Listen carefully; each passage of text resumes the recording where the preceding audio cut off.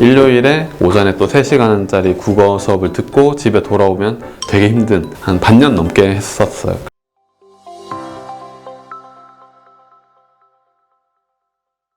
저는 이때는 토요일에 수업이 있었던 것 같아요.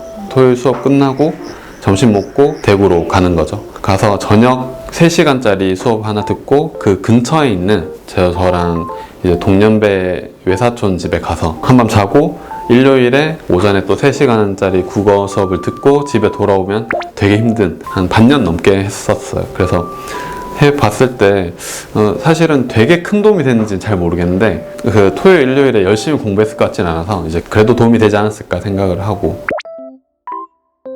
저한테는 학원이 많이 아주 큰 역할은 못했던 것 같아요.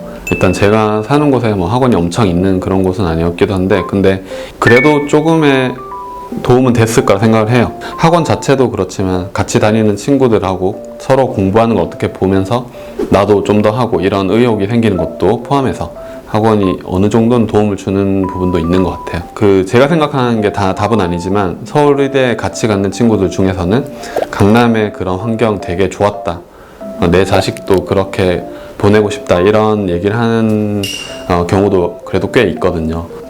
여러 가지를 보고 판단해야 되는 문제인 것 같습니다. 그리고 모르는 문제가 있을 때 답지를 쉽게 안 보고 그래서 쟁여놓고 그 다음날 한 번 더 보든지, 꼭 그날 뭐 꼭 답을 풀어야 되는 거 아니니까 어느 정도 선을 넘었다 싶으면은 저는 답을 보진 않고 교무실에 가서 선생님한테 여쭤봤어요. 그래서 선생님께 여쭤보고 되게 교무실을 자주 들락날락거렸어요. 이제 특정 제가 좋아하는 선생님이 있으셨으니까 그 선생님한테 가서 여쭤보고, 또는 뭐 그냥 수업 끝났을 때 뭐 전혀 다른 문제를 딱 가져가서 선생님한테 여쭤보고 이렇게 했으니까 누가 설명하는 걸 들으면 더 오래 기억이 나는 것처럼 느꼈어요. 그 당시에는 답지를 보면 뭔가 내가 지는 느낌? 나중에 다 설명을 듣고 또 답지를 보기도 했었는데 아주 나중에, 근데 뭐 생각보다 또 답지도 잘 설명이 돼 있기도 하고 해서 어쨌든 좀 최대한 그렇게 하려고 했던 것도 기억이 나요. 그 다음에 뭐 진짜 고2 때는 과학을 많이 안 했어요.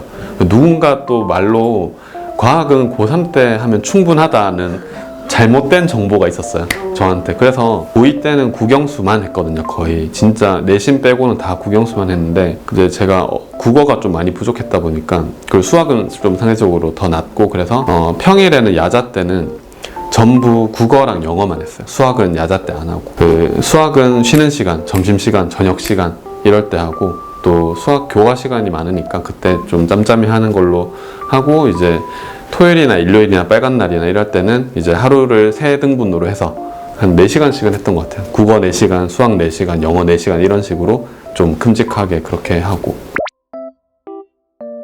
우선 지구과학은 완전히 저는 진짜 모르는 것 같아요. 지구과학은 그 과학학습 만화를 보는 수준으로 아는 것 같고, 그 다음에 물리하고 화학하고 생물을 어쨌든 3가지를 같이 시작을 해서 결국에는 이제 1, 2 과목 중에 4과목을 보는 그런 상황이었는데, 화학 생물을 주로 했고 물리를 좀 잘 못했던 것 같아요. 물리에 대한 이해도가 좀 낮았던 것 같은데, 물리가 너무 저는 싫었고, 화학이랑 생물은 그래도 나중에 면접 준비할 때도 꽤 그래도 심도 있는 질문에 좀 대답할 수 있을 만큼의 공부가 됐던 것 같아요.